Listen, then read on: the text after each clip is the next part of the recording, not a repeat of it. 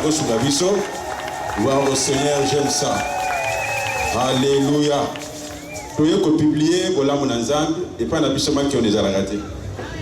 Ma camisa la makawa, bateau pas mon ana.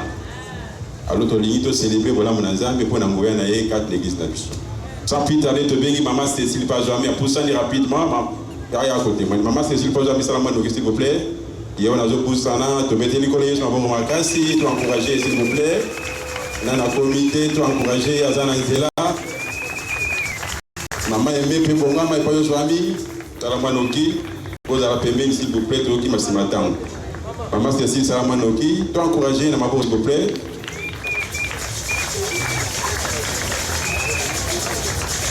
Maman Cécile, toujours Zelayo, et Yohana.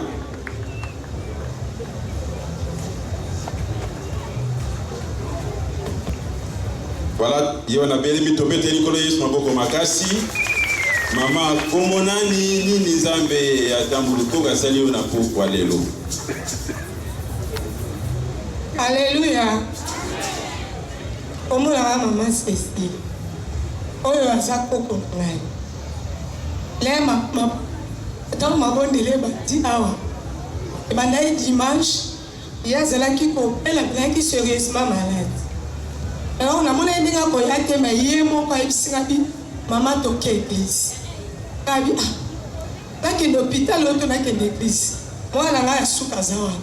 Alors on dit que ça maman Kolande toque la bis hôpital. N'enga ça moto makasi bekende ka hôpital. Ya bo ya l'hôpital toque ni ka église. Nga habite eza voix nzambe. Yemo kolonzo ta poni église, yo poni hôpital. C'est que yo ndom to aposé abe. Alors on a tosika maloba o ya lobi toque église. To ya ki ne marqué moto c'est là qui makasa la leka na kichwa. Ti biso tozo bina dimanche ya lali. Ngabe na bi ye kuna ka simba kai. Mama moto e ba bisa minga bi alal. Biso ta bo ti tamu prière e kosila. Pasteur Pierre Kama Macha avec Pasteur Flori. Alobi batunyo soyo bazo bela bacha maboko place bazo kapasi. Kamuna la musi kabila mukacha liboko place kapasi. Yebo kusopa sipa motema swende ngapela bakiseleki. Quand pasteur abondeli ngamo pe voix za kite voix bandeko bimalisuté. C'est-à-dire non pe voix ya kokao. Ngapela simbi voix yeba simbi ka côté ne mo pasteur kobe. Pasteur babondeli ti tant balobi amen. Na monika ide a telemi. Dans ma telemi na simbe boy atoki ngabi tamba malamu. Na ebisi tu connais ebisi batoke no hôpital ozo akisa habite yeso abidi singa. Alela pe français na ete soye mukalo. Ndaona yako kumisa zambe na oya salinga ndaji wana ameni suki site tokele pe su hôpital te ti to komika ko yao. Tawana wapesa. Topete Nicolas Yesu Maboko Makassi. Maman aimée, pour amis, pour ça s'il vous plaît, toujours Zelayo Salamanoki. Voilà, Yohana Zoya, Topete Nicolas Yesu Maboko Makassi, Tanazo Velema. Tout cela, maman, tout cela, on a. Puis Maboko, on a tout encouragé dans l'applaudissement, s'il vous plaît. Gloire au Seigneur. Maman, comment on a ni Nzamba Salelio. Bana Nzamba, alléluia. Ngala opesa Nzambe merci kombo na nga mama aimé Mufuba. Tamba tambuluko ki aza Nzambe bandeko. Lundi tant tozalaki awa nazongi na ndaku. Avant nanu tamo azoloba ke oyo aza na problème ya maladie asimba place azobela mais toko za ba problème ebele simba motema. Ngala simbaki motema na nga. Tant na simbika motema era bani déclaration na yoki cher de poule pendant mututi na makolo. Kala bi Bible le dit que derrière chaque chose il y a un esprit. Donc esprit est salemi na ebi nzambe azo résoudre ba problème anga atana na monité. Na elala na butu na omona na ba 4h du matin ba komi tambu lukoki. Après ba tie G majuscule boy. Ba tie na D likolo na E. Paul ba ke grande, ba tie P. Abani komi tungisa mangana bi P wane la kisinini. Wane za grande P wane la kisinini. Kuna zomi tungisa na ser pongi na zomo na loboko mo ezo koma grande puissance ya mona yo loba tuka papa na biso azali kolo makasi ya mona opesa ngabo. Nikolo Yesu Maboko Makassi. Gloire au Seigneur. Yo mdoza na témoignage ko bombate na zawana ya ko pesa ko la ko pambola biso. To beti sukolo na bo makasi. Modérateur. Wapi maboko na yo, to beteli Yesu maboko. To beteli Yesu maboko. Yebisa moto aza mopanzi na yo lelo eza mokolo na nga.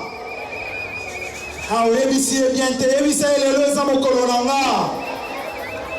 Na yeko kutana na Yesu. Bato nyonso bakutana na Yesu bavina bango etika lolenge moko te. Lelo lokola toyeko kutana na Yesu tokozonga lolenge moko te. Soko yaki malade okozonga ya kobika. Soko yaki ozangaki kimia okozonga na kimia. Soko yaki na ba problème okozonga awa ozi solution. Yesu ne solution. Tozala motuya na miso na ye. Oh alléluia. Ngabadua. Matamukie ngabadua. Ngabadua. Tobeteli Yesu maboko. Beta mololo. Tango tozozongisa ba musicien na biso e fayi system. Tozobeta maboko. Wapi maboko na yo? Betela Yesu milolo, milolo, milolo. Mololo. Mololo. Mololo. Bakomi nante tozobeta mololo.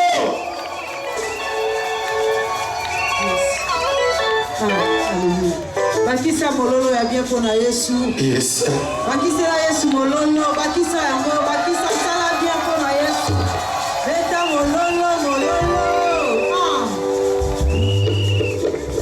Alléluia.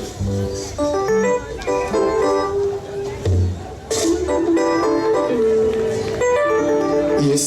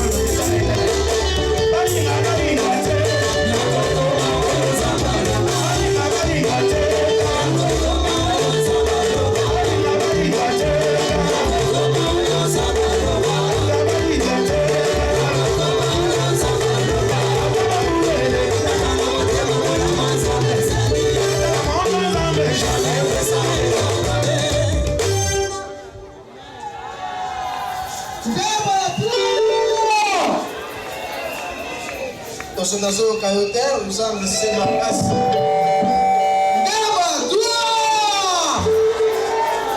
Gloire à Dieu, papa ça va déjà to telemi. De le 5e jour telemi pa yoza. To tomon maboko likolo, bano pesa na merci. Bana ko tika moko na maboko za papa so mata déjà. Bana ko bondele pa za pesa merci. Pesa merci, pesa merci. Bondele pa za.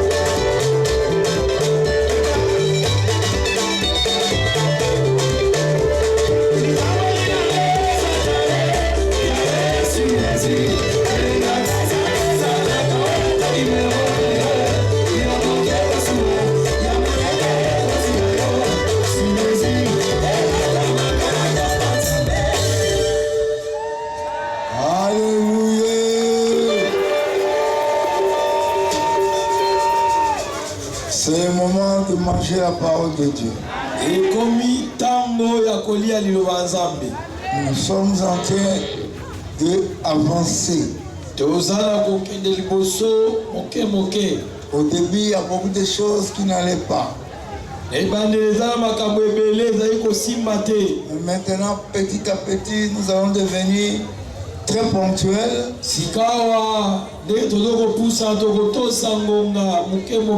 Et maintenant, nous voulons arranger pour que nos prédications ne puissent durer que 50 ou 45 minutes.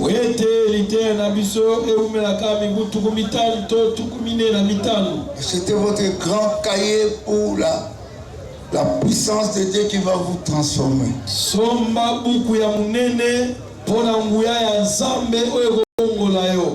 Ne vous fiez pas au téléphone. Le téléphone peut voler ça.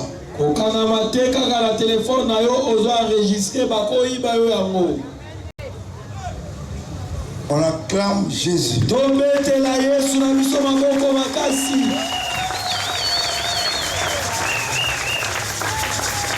Père, réponds ta miséricorde, que ta lumière soit parmi nous.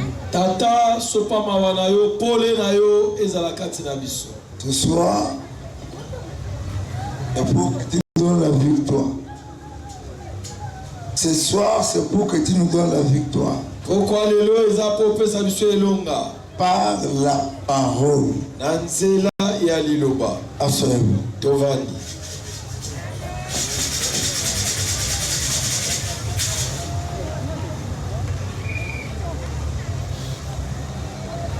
Vous savez, dans ce monde, vous pouvez devenir quelqu'un qui regarde et qui ne comprend plus.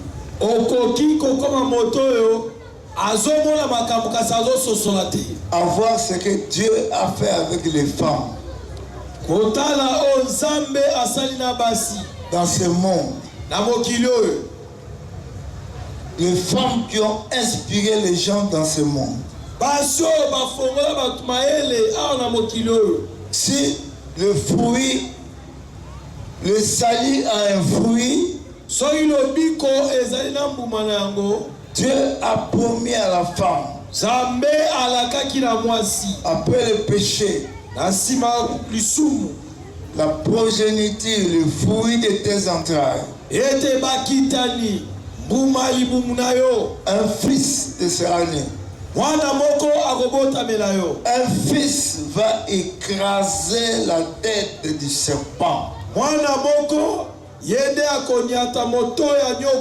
Je sais qu'on a dit la femme et l'homme. L'homme est supérieur. Mais après le péché, Dieu est allé à la femme, lui donner une progéniture. Cette progéniture-là, ce n'est pas celui qui est venu d'un homme et d'une femme.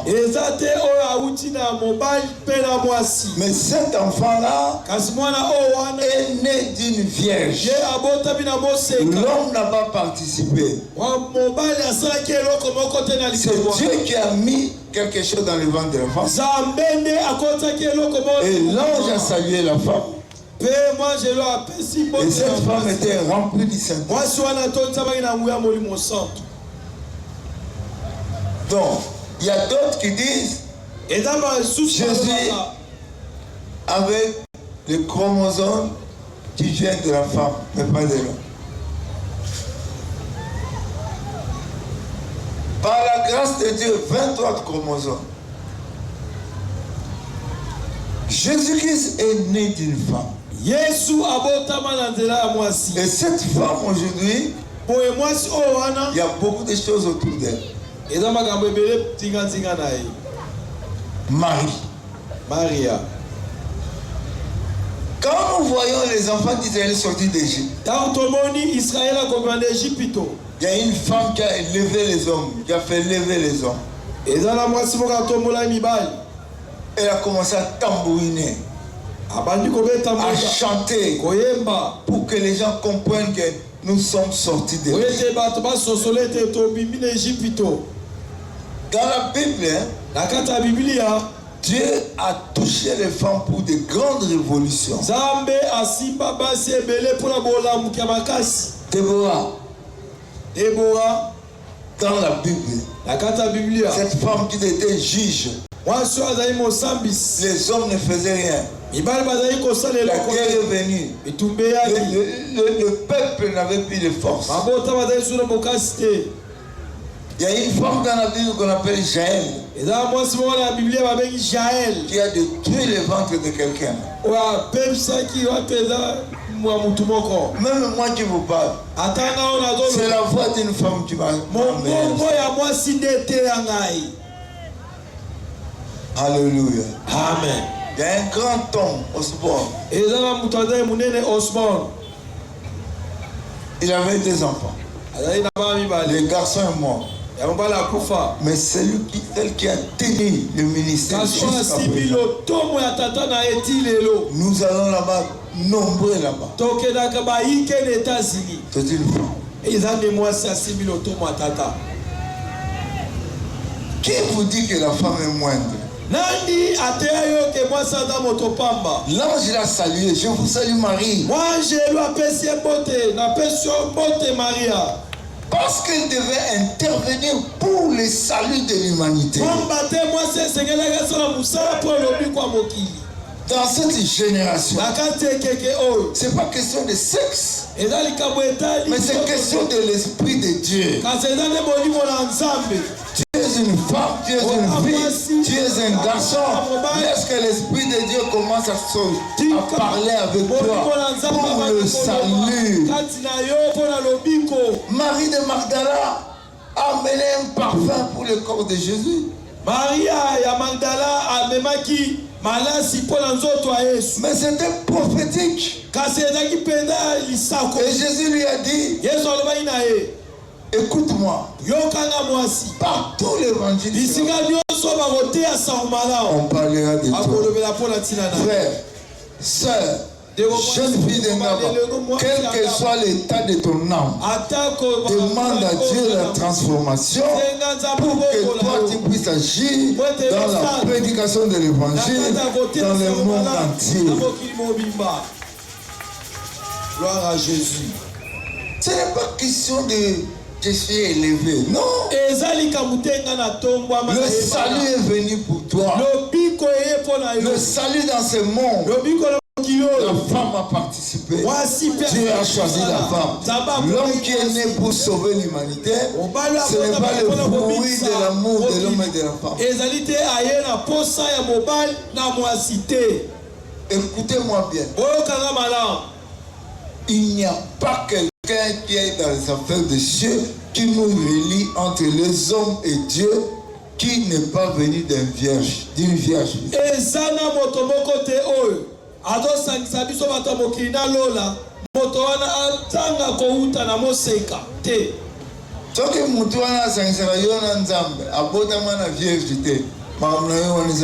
Si cette personne-là qui vous unit avec Dieu n'est pas venue d'une vierge, ce sont des maçons pires et simples. C'est la Bible qui dit. C'est la Bible qui dit. C'est la Bible qui dit. C'est la Bible qui dit. C'est la Bible qui dit. Et il naîtra d'une vierge.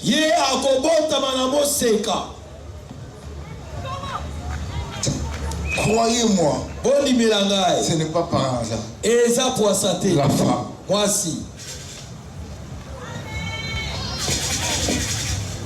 Alléluia. Amen. Ne vis pas comme les femmes du diable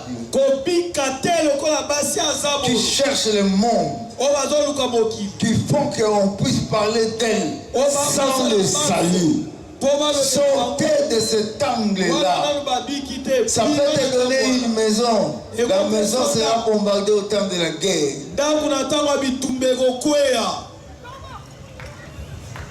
Ça peut vous donner une mauvaise réputation.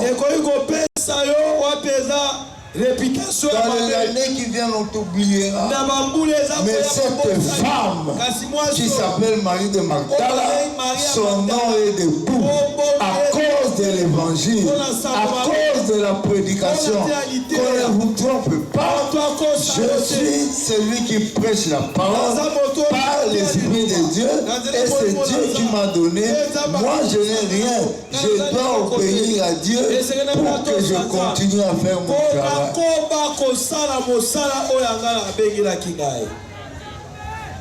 Le fruit d'Isaïe. Je vous ai dit hier. Moi, j'étais enseignant de métier. Pierre était pécheur. Matthieu écrivait dans un bureau. Dieu peut te prendre là où tu es. Mon expérience, c'est avec la crainte. Toi, tu peux être une accoucheuse. Ton expérience est dans ce domaine-là. Dieu prend les gens partout où ils sont. Même parmi les voleurs, Dieu prend les gens. Parmi les putes, parmi les femmes libres, il prend les gens. Parmi les voleurs, il prend les gens. Parmi les boxeurs, il prend les gens. Papa Idin Abala, il était un boxeur. Papa Idin Adaki boxeur, Adaki Komunda. Dites à haute voix, mais voici. Je suis prêt à la transformation.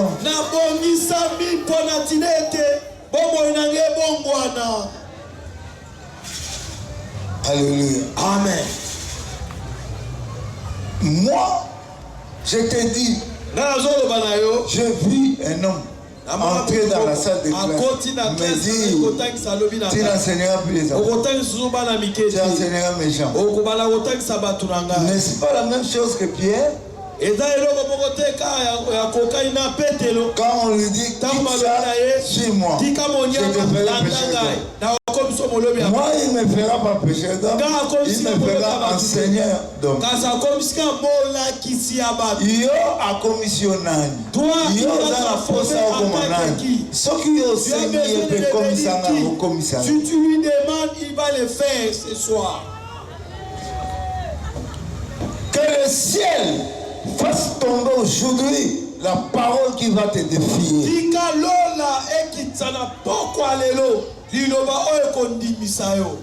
Je vais partager avec toi la vision que j'ai des écritures de certains versets de la Bible. Maintenant, on a parlé du fruit de salut. Maintenant, on va parler du miracle de salut. Hier, nous avons vu ça.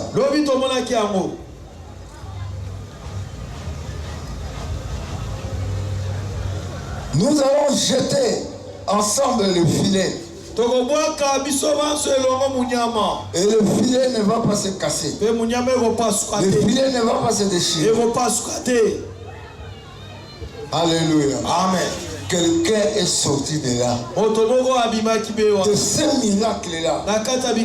153 gros poissons. 153 gros poissons est sorti. De ce miracle-là, il y a eu un autre miracle. Pierre a changé. Amen. Amen. Jésus maintenant dit, même s'il y a un miracle, même si il y a des gens qui sont changés, moi je vais à Samarie.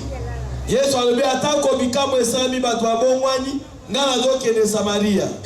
besoin de nourrir les gens. Il dit, je vais nourrir les gens de Samarie qui n'ont pas la nourriture. Alléluia. Amen.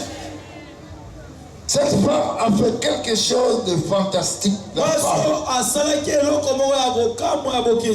Chacun puisait de l'eau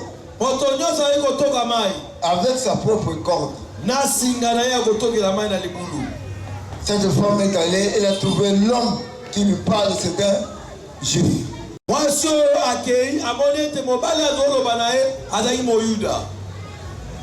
Il dit, nous les hommes, nous les gens de Samarie et les juifs, on ne s'entend pas. Pas de relation.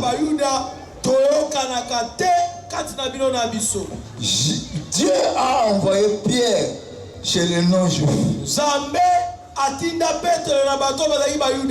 Donc les saluts étaient des juifs. Mais à partir de Pierre, les saluts étaient allés aux païens. Les païens ont prié, ils ont écouté l'évangile, et le ciel est ouvert, et le Saint-Esprit est descendu comme il descendrait dans ce lieu.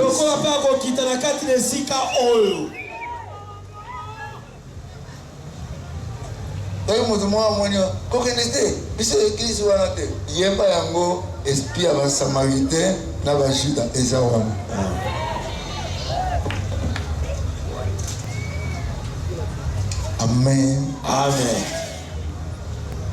Jésus devait aller à Samarie. Il y a des places où on va t'envoyer. Il ne semble pas avoir de relations.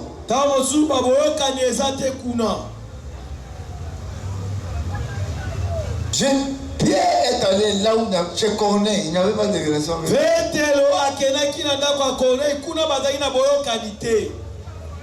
Que la grâce de Dieu te corrige. Si tu connais celui qui te demande à boire, même si nous n'avons pas de relation, mais Jésus est envoyé dans la porte de ceux que vous n'acceptez pas. Le salut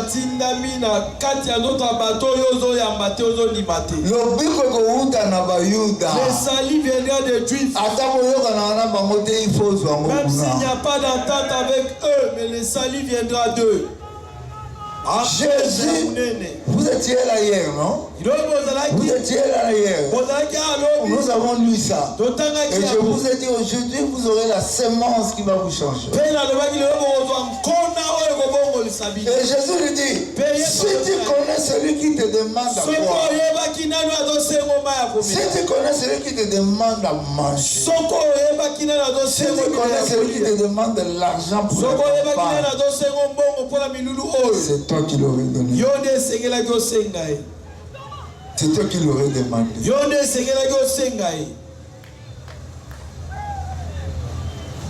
Le vois, amen. Amen. Quelqu'un dit ici, tu es juif, pas de relation avec nous. Jésus l'a dit, quelqu'un peut venir chez toi en habit délabré. Il est comme ça. Mais s'il lui donne à manger, Jésus dit que c'est moi, c'est à moi que tu as donné à manger. Il y a eu une discussion. La discussion de ce monde, qui est le plus grand?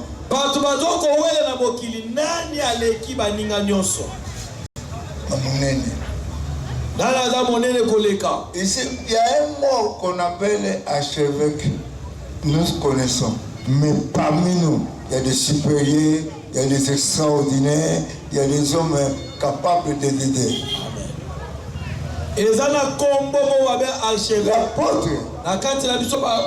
L'apôtre dans la Bible, on n'a pas eu d'ajout, mais aujourd'hui, supérieur. Les gens aiment toujours être grands. La transformation, ce n'est pas dans la grandeur. La transformation, c'est dans ton cœur, dans ta vie. Et on verra ça dans tes habitudes.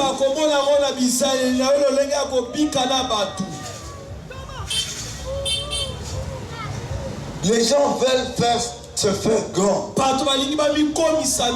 On dit, notre père, Jacob, était plus grand. Toi tu es plus grand que notre père Jacob. Mais celui-là c'est le créateur de Jacob. Nous avons lu ça.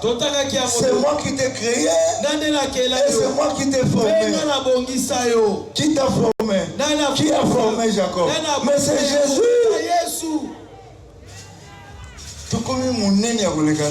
Chanter. Tu es devenu complice que Dieu. Et non extraordinaire. Papa, descendez. Descendons comme ça, il est là. est plus grand que notre père Jacob. Il ne parlait pas de Jacob comme Jacob. Il ne parlait pas du puits de Jacob. Mais il parlait d'Ésaïe 43. Quelqu'un qu'on a créé. Quelqu'un qu'on a créé. Et cette personne, on l'a formé. Celui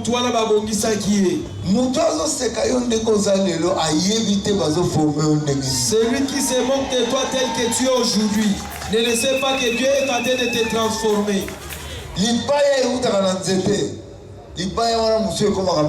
La planche qui vient de l'arbre reçoit plusieurs transformations.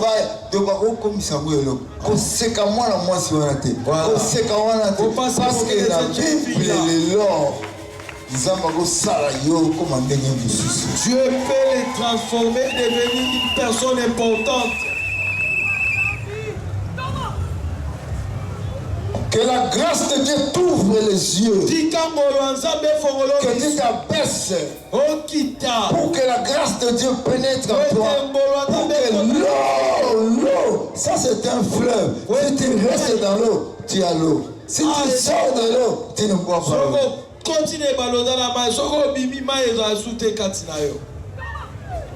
Ici on ne parle pas de Jacob, on parle de la transformation de l'homme.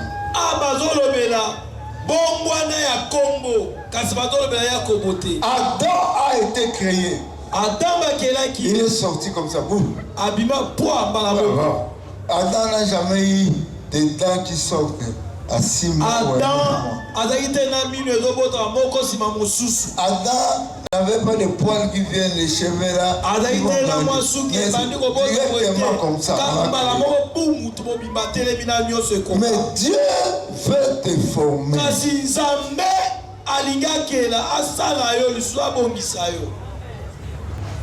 Amen. Amen. Amen. Amen. Dites à haute voix, Jacob a été transformé. Par la rencontre avec qui?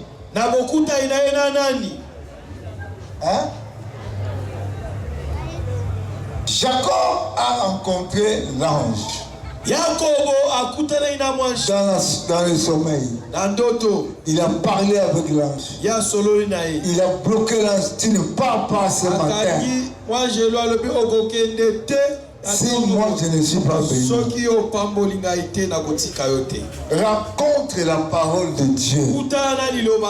Si tu rencontres la parole de Dieu, la parole de Dieu va te changer. Moi j'ai rencontré la parole de Dieu dans les livres de sport. Et ces paroles-là m'ont changé. Toujours en Ngaba ici. Et j'ai commencé à prêcher en Ngaba. Et jusqu'à présent je suis en Ngaba. Et des générations et des générations sont en train de sortir avec l'évangile. Ils partent dans le monde entier.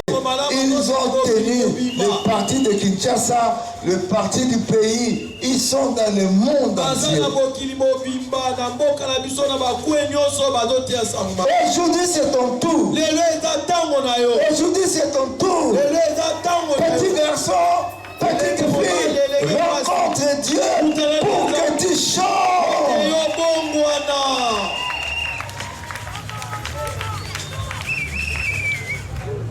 Alléluia. Amen. Je n'entends pas. Alléluia. Amen. Jacob est devenu Israël à cause de Dieu. La parole de Dieu qui est Jésus change les gens. Tous ceux qui boivent cette eau auront encore soif. Ces gens-là auront encore soif. Si je te les donne, il y a des fleuves qui vont couler. Aujourd'hui, je bu cette eau-là. À partir de moi, il y a des fleuves. Il y a un fleuve ici. Les gens écoutent. Les gens sont des pasteurs. Les gens sont des grands administrateurs. Les gens sont partout. Et ça coule, ça coule. Et chez toi, ça sera la même chose. Pour la gloire de Dieu. Dis à haute voix, Seigneur, change-moi. Ce n'est pas ta puissance. C'est derrière Jésus. Derrière la parole. La parole n'est pas une religion. Moi, je ne veux pas commettre cette erreur d'être derrière la religion. Moi, je dois être derrière Jésus. Il est vivant. Il vit maintenant. Il est avec nous. Il est dans les gens qui passent. Il est dans les gens qui dorment. Il est partout. Il est avec nous. C'est lui l'amour.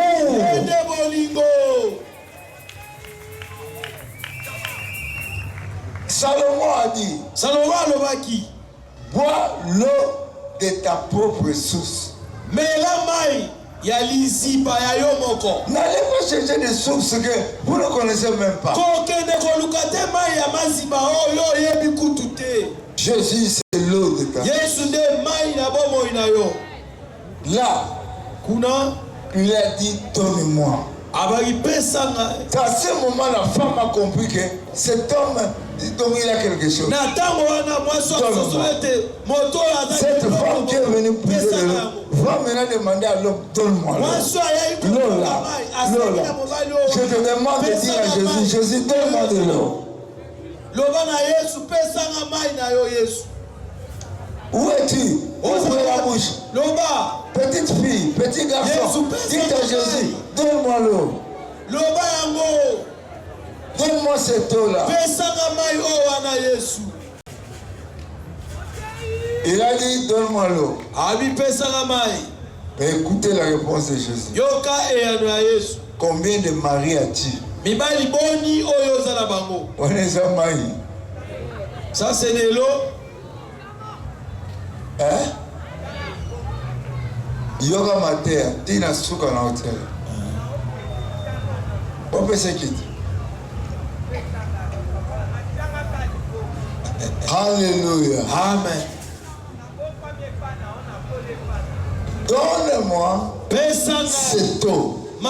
Jésus va ouvrir la bouche. Quelle question? Quelle question Jésus l'a posée? Je vous pose la question. Combien? Combien? Lui demande de l'eau. Jésus lui pose la question, combien de maris as-tu?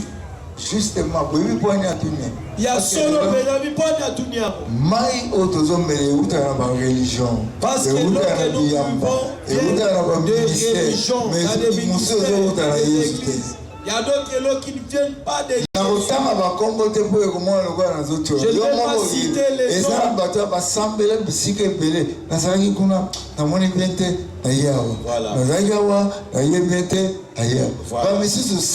Bamisusu 3, Bamisusu 2, Bamisusu 10, Bamisusu 40. Où est-ce que tu bois de l'eau? Tu as déjà bu beaucoup de l'eau. De quelle source? C'est Jésus seul qui a de l'eau. C'est lui l'eau. C'est lui la parole. C'est lui la parole. Et cette parole va étancher sa soif. Gloire à Jésus.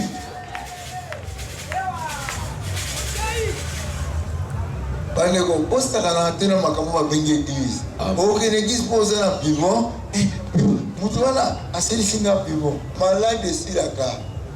dans le but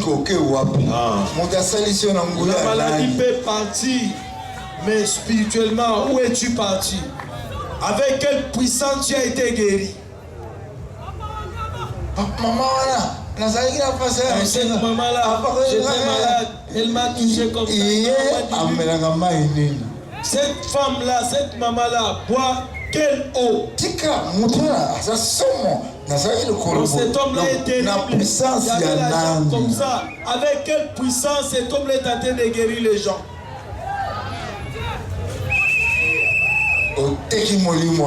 Tu as vendu ton âme. L'enfant va dire 5 maris. Plusieurs églises. Plusieurs ministères. Tu bois toujours de l'eau de plusieurs religions. La rencontre avec un mari. Jésus dit il y a 5 maris. Mais il y a un mari avec qui tu es là, qui n'est pas ton mari.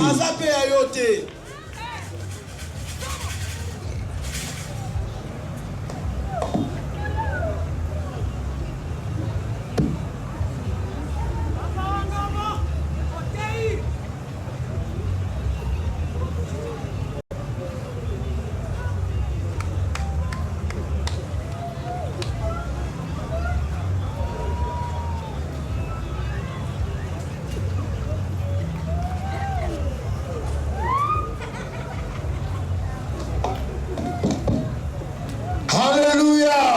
Amen. Est-ce que vous êtes en train de comprendre?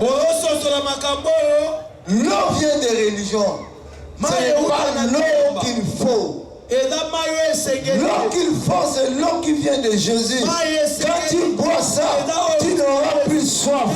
Je connais les amis avec qui nous avons grandi. Les enseignements ont changé. Ce qu'ils n'enseignaient pas, ce qu'ils ne voulaient pas, c'est ce qu'ils prêchent aujourd'hui.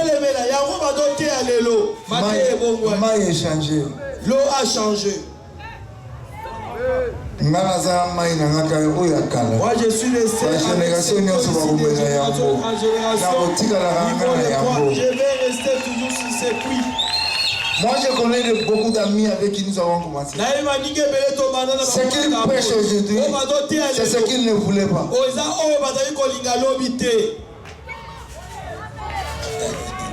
Je parle en Ngaba. La force de Dieu c'est dans l'eau. La puissance de Dieu c'est dans l'eau. L'eau doit venir de Jésus-Christ. Ne sois pas fatigué. Ne suis pas les choses de ce monde.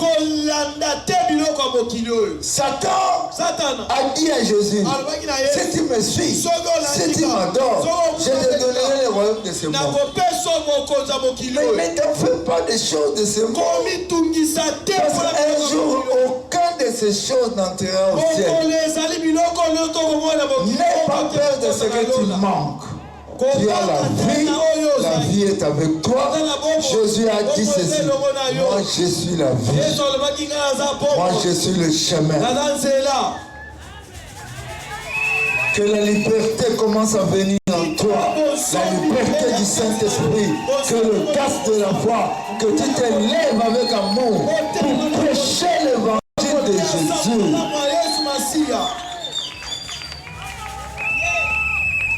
Alléluia. Je n'entends pas. Alléluia.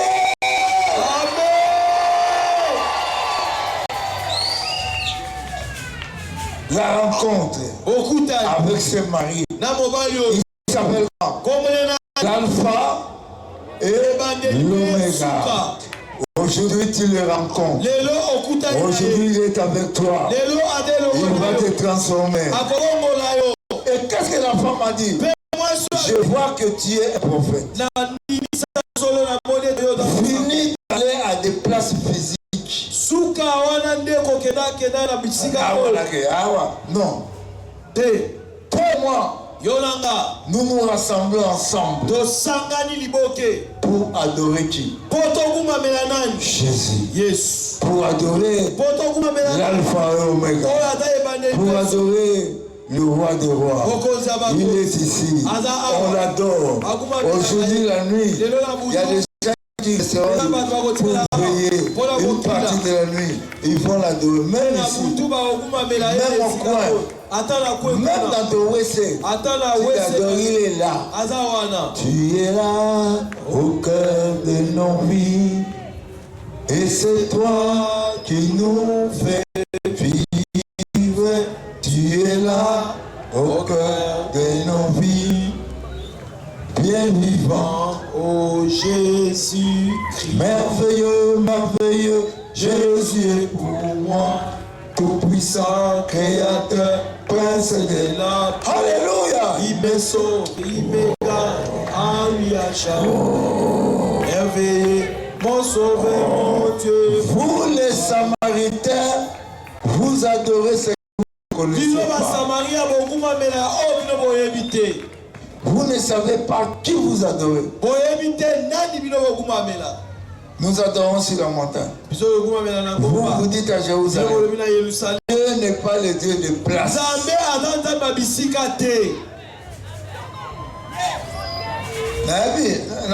On continue mingi te. Anonga nanza malakisinga awate. Ngefuna kende kuna. Baba Keba. Nous adorons le Père. Allez, nous adorons le Père. Nous adorons le Père. Nous adorons Dieu le Père. Pourquoi cherchez-vous? Pourquoi cherches-tu des adorateurs? Je cherche des vrais adorateurs. Qu'est-ce que les vrais adorateurs? Ils m'adorent pour ce que je suis. Je suis Alpha. Je suis Omega. Partout je suis. Il n'y a pas de place exceptionnelle. Laisse-moi avoir ces adorateurs-là. Il m'adore pour ce que je suis. Tout ce que je suis. Jéhovah Shidukenu, Jéhovah Roy, Jéhovah Opha, Jéhovah, tu peux ajouter, non? Jéhovah Roy. Tu peux ajouter Jéhovah Opha. Tu peux dire Jéhovah Jireh. Il est avec toi. Acclame-le, il est partout. C'est celui-là que tu adores. Parce que je suis africain, le Dieu que j'adore doit être aussi africain. Mais le Dieu que j'adore a créé et l'Afrique, et l'Asie, et l'Europe, et l'Inde, et partout. Même si Nzambe na yo aza ya Inde, yanga eza Dieu et des Indiens, mais le mieux est le Dieu du monde entier. Les générations sont passées ici. Il y a des gens qui étaient ici à Ngaba, des hommes riches, mais avec des faux dieux. Allez voir les histoires. C'est les familles, les enfants, rien. Mais il y a des gens qui sont sortis des terres desséchées avec ces dieux-là. Ils ont monté et ils sont en train de marcher. Jésus, pour le Congo, nous sommes là.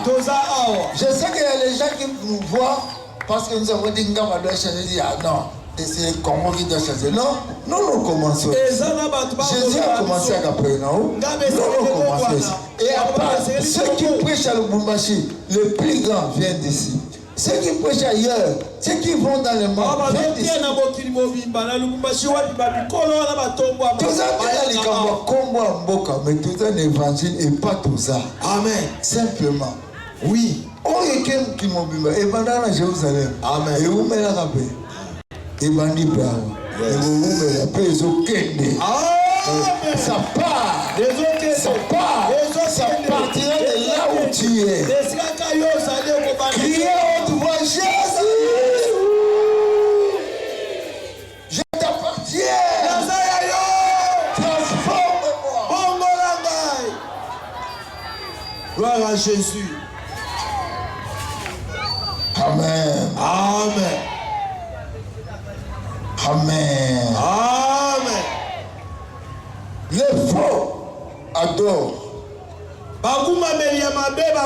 Ils adorent de bouche. Pas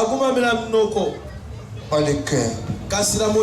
Et après avoir rencontré Jésus, dire que c'est toi, c'est lui, c'est lui-là. Quelque chose est descendu. L'onction. Dis qu'à haute voix l'onction. L'alliance. L'huile. Et le vin. L'alliance est venue du vin. Le vin c'est du sang. L'huile est venue de l'onction. L'onction c'est l'esprit. Je vais vous donner cet exemple. Jésus est allé là-bas. Il y a une histoire dans la Bible. On l'appelle bon samaritain.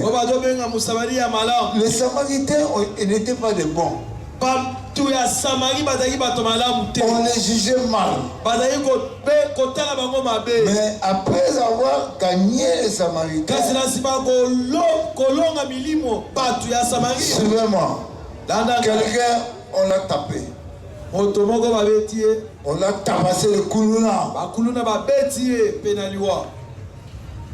Un prêtre juif passe.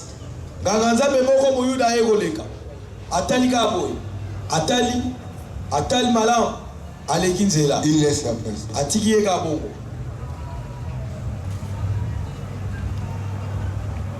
Et l'autre qui vient. C'était les gens que Dieu a classés pour les servir. Le Lévite. Il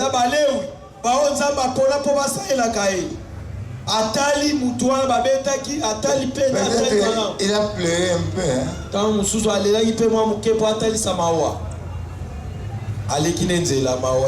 Mais un bon samaritain qui est entré dans l'alliance avec Dieu, qui a reçu l'onction du Saint-Esprit, qui a parlé avec Jésus pendant 2 heures au puits, lui a agi autrement, lui a été transformé. Il a pris le vin, il a mis dans les plaies. C'est l'alliance. Et il a pris l'huile. Il a mis dans les plaies. Ça c'est l'onction de Dieu. Oh frère, allons rencontrer ceux qui souffrent avec un cœur de bon samaritain, avec un cœur de ceux qui ont reçu Jésus, avec un cœur. Dans les quartiers nous avons des églises, nous avons des mamans malades, mais nous ne les voyons pas. Mais ça c'est les papas malades. On vient, on prie seulement. Allons visiter les malades. Notre commune de Ngaba, on a montré l'amour de très près. Mais ça commence à fuir. Revenons à notre mouton d'aimer les gens, de servir les gens, de prêcher pour les gens, de prier pour les gens, parler aux autres, aux habitudes de ma bête. Ne ramasse pas de mauvaises habitudes. Il y a quelqu'un qui était à Ngaba, une petite onction là embrasée, directement il a quitté Ngaba. Non, Ngaba, moi je peux prier là-bas. Il y a des sorciers, mais l'onction tu l'as déjà parti d'ici. Tu t'es converti ici. Tu as été baptisé à Ngaba, mais tu as fui Ngaba. Nous t'attendons. Yes.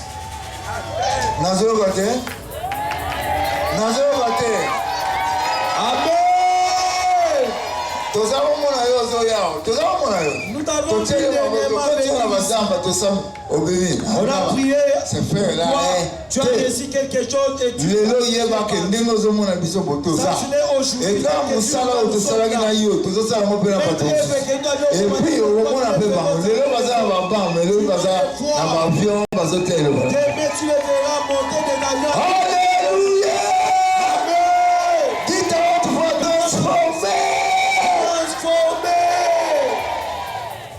merci Seigneur. Amen. Yes. Merci Seigneur. Merci Seigneur. Yes. Pour tout ce que tu es en train de faire dans la rue comme ça, dans un bâtiment. Je n'ai jamais enseigné dans un bâtiment. Peut-être à mon Afoula. Je prêche dans la rue. Mais nous avions des hommes Yamba ikaba molimo na ntango. Yamba nguya na nzambe na ntango. Yamba nguya go changer na ntango. Yamba posa ya kokoma mutu na nzambe. Yamba posa ya kopanza sango malamu. Alléluia. C'est la bonne nouvelle du royaume. Gloire à Jésus. Oyo.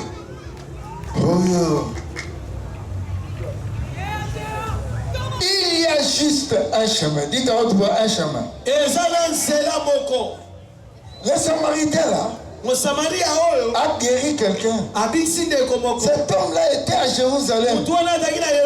Il descendait où? À Jéricho. Frère, si tu es à Jérusalem, Jérusalem, c'est là où est la gloire de Dieu. Ne sortez pas de Jérusalem pour descendre. Là, les démons, le Koulouna seront là. Si cet homme a été menacé, parce qu'il a quitté Jérusalem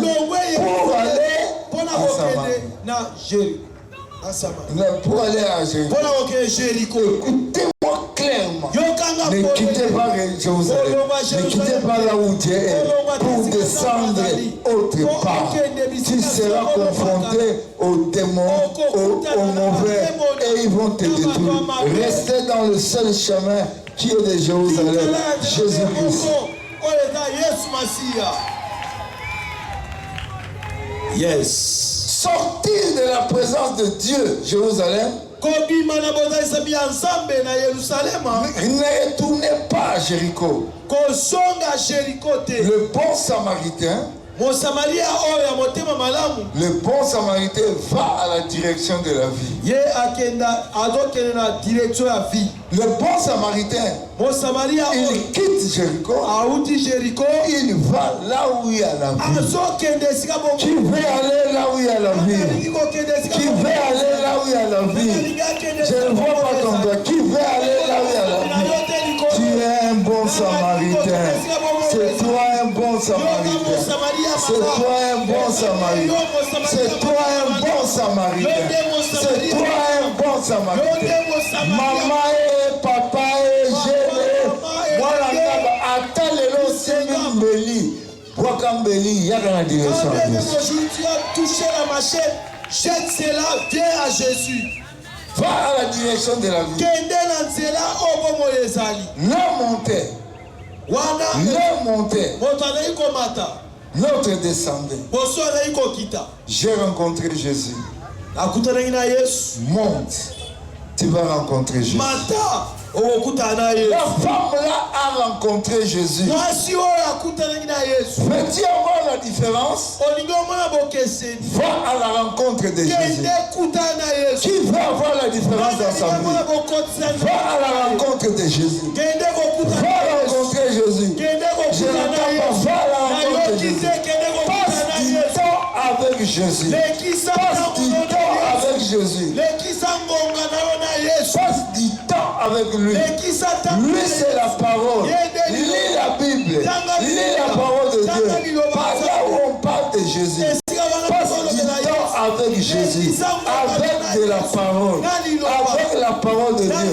Tu vas sentir la parole de Dieu. Cette femme a passé du temps avec Jésus au puits. Quand il a laissé tout, il est allé appeler les gens. Les gens commençaient à sentir Jésus. Toi, tu vas sentir Jésus. Quand les gens te verront, ils sentiront Jésus est avec toi. Le miracle de Dieu veut se faire avec toi. Après ce séminaire, tu ne seras plus la même personne. Tu ne seras plus la même personne. Le miracle, c'est par ton changement. Le miracle, c'est par ta vie. Le miracle, c'est par ta vie. Écoutez-moi bien.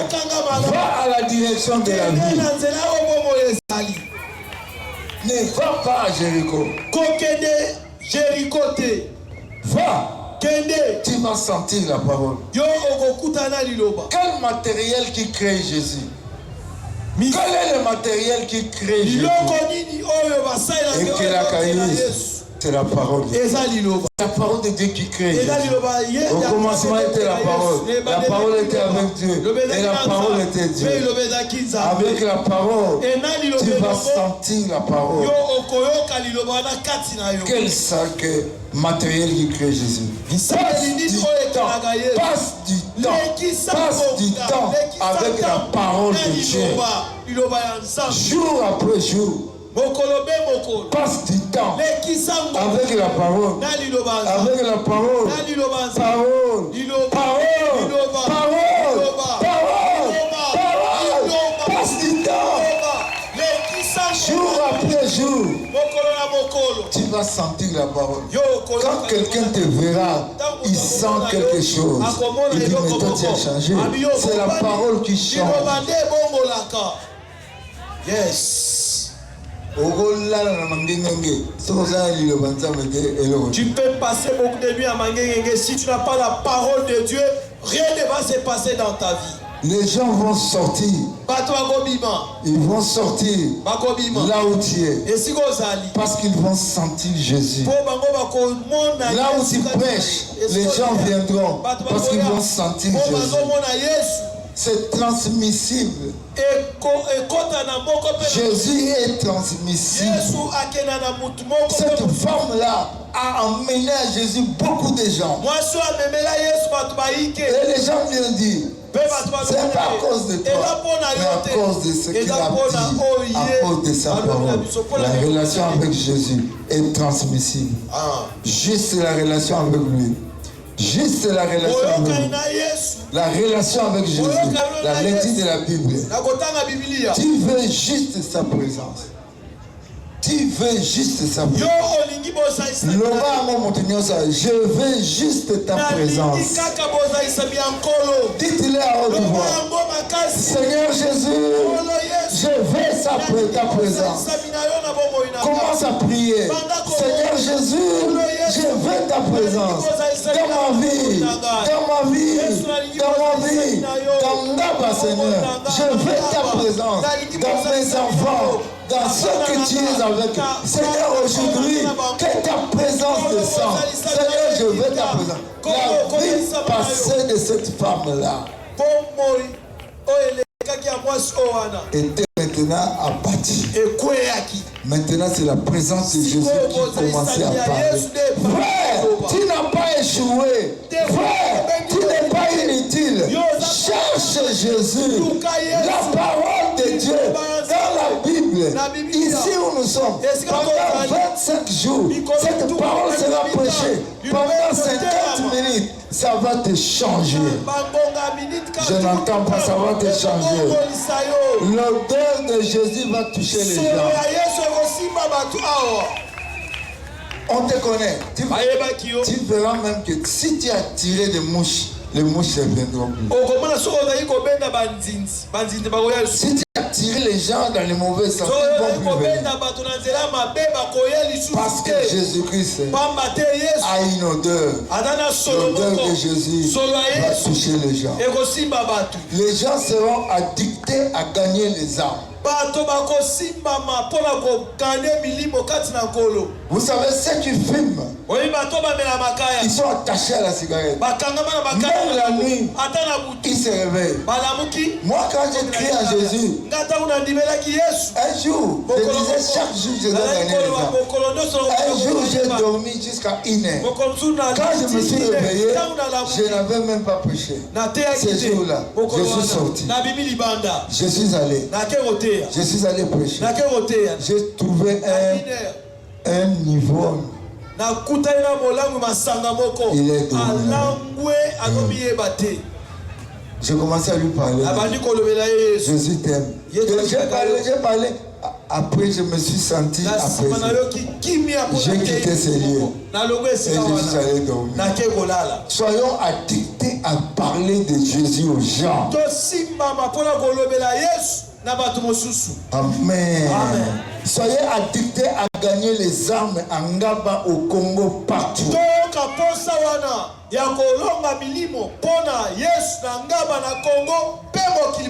Si vous avez la relation Avec Jésus, les gens vont sentir.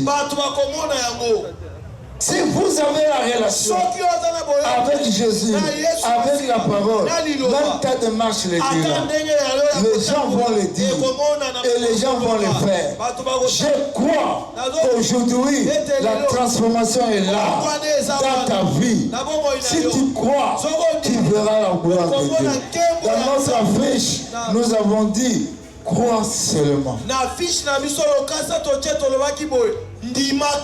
Qui croit que cette année, sa vie change? Qui va être à l'addiction de la parole? Il va gagner les âmes. S'il n'a pas gagné l'âme, il n'est pas bon. Moi, j'ai commencé à 24 ans. Combien de gens? Maintenant, ce sont des filles. Maintenant, ce sont des pays. Maintenant, ce sont des enfants. Il a son nom, mais il ajoute le nom de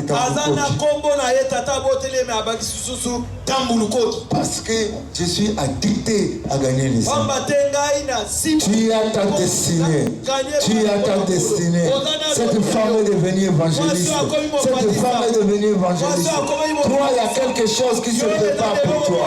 La honte ne sera plus avec toi. Lèvons-nous maintenant.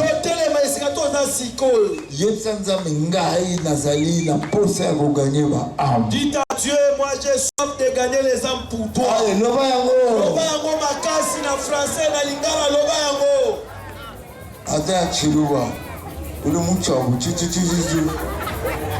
Voilà.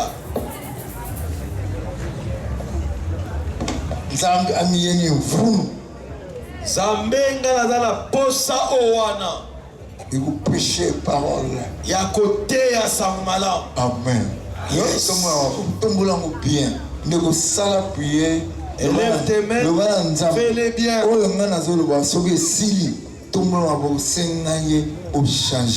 Okoma moté, okoma moto azote ya Yesu, okoma moto azotanga Bible, okoma moto pendant lelo vie na yo changer.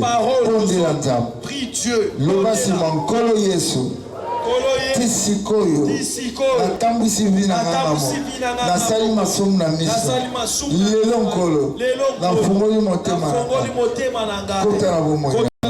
Comment mon conseil mon bikisi na ngai banda lelo nkolo nalingi nasalela yo nzambe bongola ngai change ngai transforme ngai na nguya na yo au nom de Jésus. Tombola maboko. Élève tes mains.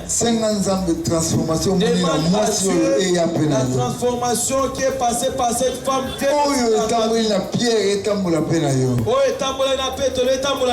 Que cette transformation se fasse chez toi.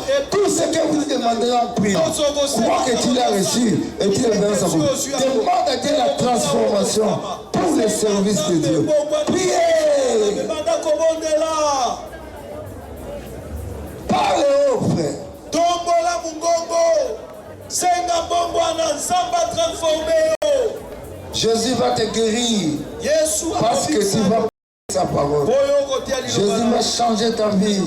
Parce que tu vas prêcher ta parole. Sa parole. Priez le Seigneur. Zambe na ngai bongo la ngai.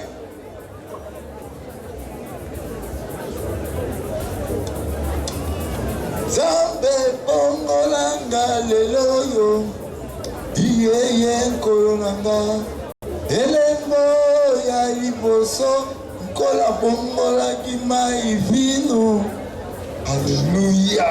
Jésus a changé l'eau en vin. Change la vie de Ngaba. Change la vie de mes frères. Il vient de Mongafula. Il vient de Kinasani. Il vient de tout Kinshasa. Change leur vie. Donne-leur de nouveaux songes.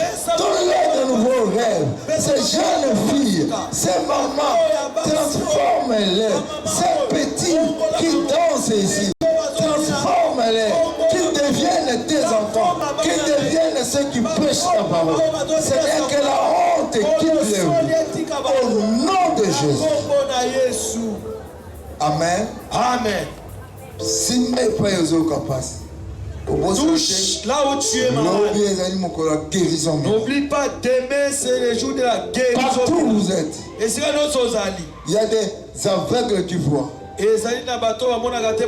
Dans nos émissions, quand nous prêchons, même en ligne. Demain, toi, tu veux te sanctifier plus. Lis la parole demain. Et puis, prie le Seigneur. Sois en jeûne jusqu'avant de venir ici. Tu peux prendre un peu de l'eau, tu veux. Ou prendre un peu à nous. Demain, c'est une journée de prière et de guérison. Touche là où tu es. Si il y a l'hémorroïde, tu touches. Si il y a l'hernie, tu touches. Commence à prier. Tu ne vois pas bien. Les oreilles, la bouche.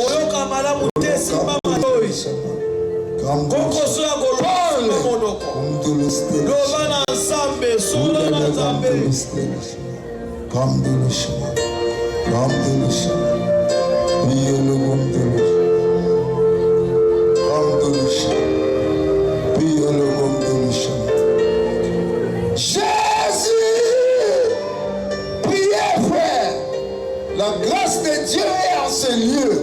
La puissance de Dieu est en ce lieu. La parole de Dieu a attiré la grâce de Dieu. La miséricorde est là où Dieu a déposé ta main. Que la puissance de Dieu te touche.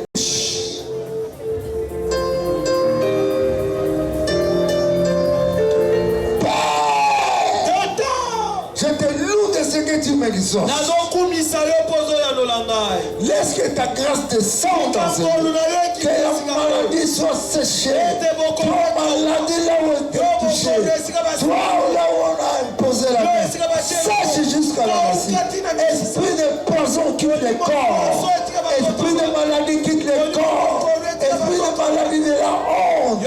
Esprit de l'échec quitte la vie. Au nom de Jésus. Seigneur, transforme ces gens. Seigneur, que ton onction arrive.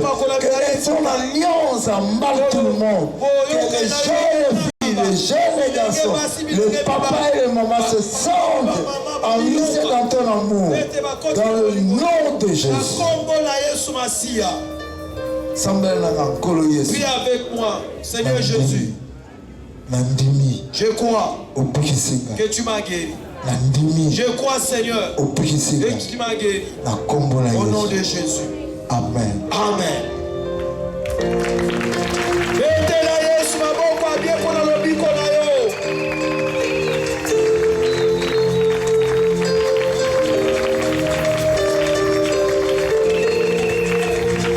Amen. Amen. Est-ce qu'il y a des témoignages? Je viens de donner. Bana Nzambe, nazobisa parole nanga. Na moni Nzambe ko salela batu makamba ko kamona banzoto. Na moni Nzambe ko changer ba standing ya batu. Na moni Nzambe ko pesa posa ya kutia liloba Nzambe. Banchola yote badimie yote pandela yango na kombo ya Yesu. Nzamba pambo. Amen.